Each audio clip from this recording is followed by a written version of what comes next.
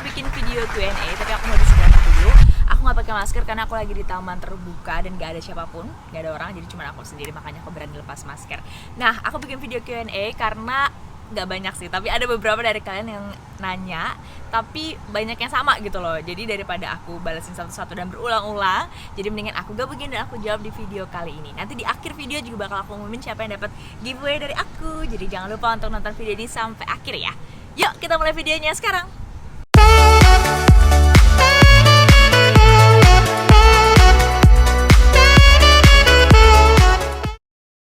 Kita langsung ke pertanyaan pertama soal gaji. Sensitif ya.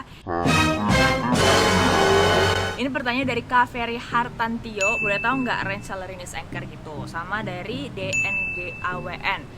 Maaf ya kalau salah bacanya. Mirip-mirip pertanyaannya, share gaji kakak biar semangat. Berapa angka yang bikin kamu semangat ya? Karena jawabannya itu tergantung banget sama pengalaman kerja kalian. Kalau masih junior atau udah senior atau masih media, itu kan pasti beda juga gajinya. Terus tergantung di mana tempat kalian kerja. Jadi masing-masing tim itu punya kebijakan yang beda-beda. Ada yang menjadikan tugas news presenter untuk bacain berita di studio itu sebagai tugas pokoknya, emang tugasnya itu doang. Ada juga yang jadiin itu sebagai tugas tambahan. Karena tambahan pasti ada tambahan juga gajinya dari situ. Artinya per siaran dia dibayar lagi. Nah, beberapa TV bahkan ada tambahannya lagi, itu tunjangan. Jadi kita kan news presenter tuh dituntut untuk kelihatan bagus gitu ya, good looking gitu loh, enak dilihat di layar. Jadi kita dikasih tunjangan dengan harapan kita bisa merawat diri kita gitu. Jadi pas kalian nonton berita tuh nggak langsung ganti channel, males liatnya gitu kan. Nah itu ada namanya tunjangan perawatan, tapi nggak semua TV juga ngasih. Jadi kalau kalian akumulasikan tuh kan beda-beda jadinya gajinya per TV maupun per orang, karena tergantung waktu kerja juga. Jadi semuanya jawabannya adalah tergantung.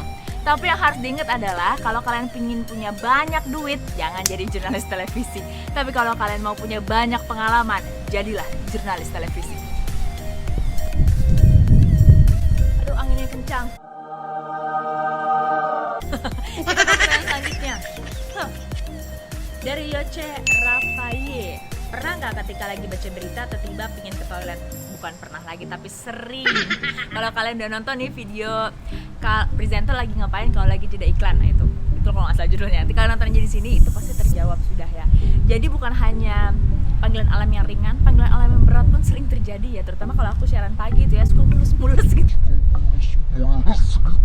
Jadi ya gimana ya, kita tanya akhirnya, ini jeda iklannya berapa ya? Cuma 3 menit. Tidak mungkin, itu harus ditahan sampai keringat dingin, kadang-kadang yang harus tetap ditahan. Tapi kalau misalnya jeda iklannya ternyata 5 menit, 6 menit, itu masih bisa lah kita untuk buru-buru ke toilet supaya kita bisa konsen lagi untuk baca berita buat kalian, demi kalian. Pertanyaan selanjutnya dari Mai Ika. Definisi independent jurnalis menurut Kak Steph. Agak bingung sih, karena yang namanya jurnalis itu pasti independen, harus independen. Jadi menurutku nggak perlu pakai embel-embel independen jurnalis, karena dari kata jurnalis itu sudah mengandung unsur independensi. Jadi aku jawabnya definisi jurnalis aja ya. Jurnalis itu adalah orang yang secara rutin melakukan kegiatan jurnalistik, di mana kegiatan jurnalistik berarti dia menghasilkan produk jurnalistik melalui media massa. Karena produk jurnalistik itu harus disiarkan melalui media massa. Jadi semua jurnalis itu harus ada di bawah naungan perusahaan pers. Dan sekali lagi, semua jurnalis itu memang harus independen. Next, ini pertanyaan soal keuangan, tadi aku nggak ahli ya, tapi nggak apa-apa. Dari Mia Ginting, sesama Ginting. Tips nabung ala Kak Tepi. Terus Reganita Lulus 29, ini sepupu aku.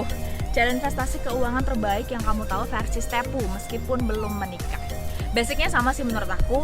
Jangan sampai pengeluaran kalian lebih besar daripada pendapatan kalian, tuh basic banget ya. Jangan sampai gaji kalian cuma segini tapi gaya kalian tuh segede ini gitu. Jangan, harus sesuaiin sama pemasukan kalian. Nah kalau aku, begitu dapat gaji langsung aku sisihin 10% tuh udah pasti perpuluhan ya.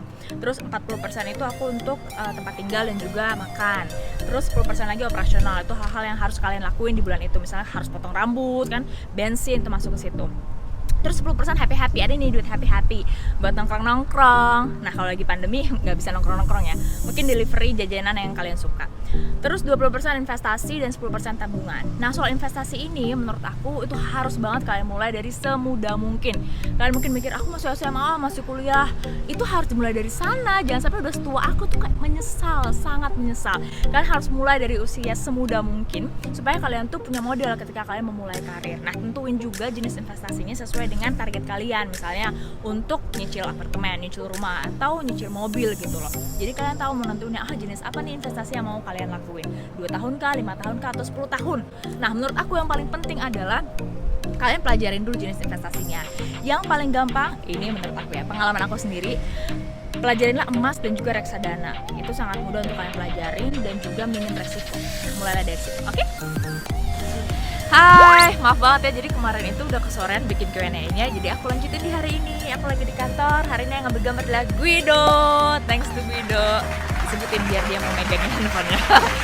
Jadi pertanyaan selanjutnya adalah dari Snack Time, dari Evi Dedel, sama dari Kaveri Hartantio. Sama, pertanyaan mirip-mirip soal jam kerja. Jurnalis itu ada jam kerjanya nggak sih? Jawabannya ada dan tiada. Jadi kalau misalnya jurnalis online cetak tuh biasanya lebih lama, kayak nggak ada sih jam kerjanya, kayaknya 24 jam nonstop sih mereka bisa kerja. Tapi kalau jurnalis TV biasanya lebih ada jam kerjanya. Kalau liputan nih misalnya ya, aku pernah bikin videonya, misalnya yang subuh tuh masuk jam 5, berarti pulangnya jam 1, jam 2. Yang reguler masuk jam 8, biasanya pulang jam 3 sampai 4. Nah, kalau yang siang, jam 2 siang masuknya bisa sampai jam 10 malam. Tapi amit-amit misalnya nih, walaupun tim siang, jam 10 malam harusnya udah pulang, tiba-tiba ada kebakaran jam 10 kurang 5 menit misalnya, ya bisa lanjut terus tuh kerjanya sampai tengah malam. Jadi semuanya tergantung situasi. Emang sih ada pakemnya, tapi itu fleksibel banget. Jam kerja kita bisa lebih dari 8 jam, bisa kurang juga dari 8 jam, tergantung. Pertanyaan berikutnya dari Michael Siburian. Kak, sebelum mulai kegiatan kakak berdoa terlebih dahulu apa tidak? Pasti dong, harus banget berdoa dulu karena kita nggak tahu apa yang terjadi di depan kita. Jadi kita harus berdoa dulu, semoga semua itu dilancarkan. Apalagi kalau di bidang komunikasi, aku ingat banget tuh dosenku bilang kalau prinsip komunikasi itu irreversible. Jadi apa yang udah kita ucapin tuh nggak bisa hapus gitu aja. Jadi kalau udah nyakitin orang, udah ngomongnya salah, itu bakal terekam terus gitu loh. Nggak bisa kita tarik lagi dan nggak bisa kita hapus lagi. Jadi kita harus berdoa dulu, semoga apa yang kita sampaikan semuanya pas dan gak menyakiti hati orang lain dan bisa ngomong dengan lancar. Nah, pertanyaan terakhir dari Wema Satya Dinata, agak susah ya namanya ya. Apa yang membuat betah bekerja menjadi seorang jurnalis? Yang paling bikin gue suka jadi jurnalis adalah dinamis banget kerjaannya. Karena aku tuh orangnya bosenan banget. Nah, sedangkan jurnalis itu setiap hari tuh menghadapi hal-hal yang berbeda.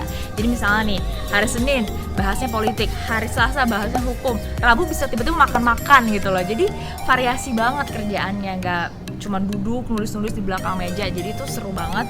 Apalagi aku anaknya hiperaktif ya, jadi harus bergerak terus ke sana kemari. Jadi cocok banget dan itu yang bikin aku suka. Jadi kerjaan jurnalis, tiap bangun pagi menghadapi hal yang baru dan belajar yang baru, itu bikin kita jadi nggak bosan untuk kerja. Nah, segitu dulu ya video Q&A kali ini, supaya nggak terlalu panjang, nanti kalian bosan. Nah, sekarang saatnya aku mengumumkan siapakah yang mendapatkan giveaway dari aku. Biar seru sendiri jadinya. Dan menurut aku yang paling menarik pertanyaannya adalah dari Mai Ika. Selamat buat Mai Ika. Jangan lupa ya kamu untuk DM Instagram aku, alamat kamu, supaya aku kirim giveaway-nya. Nah, buat kalian yang belum follow Instagram aku, jangan lupa untuk support me on my Instagram. Nanti aku akan taruh linknya di description box. Jangan lupa untuk follow, karena siapa tahu aku mau bikin Q&A kedua dan aku akan taruh pertanyaannya di Instagram aku. Oke, terima kasih udah nonton ya video aku kali ini. Sampai jumpa di video berikutnya. Dadah!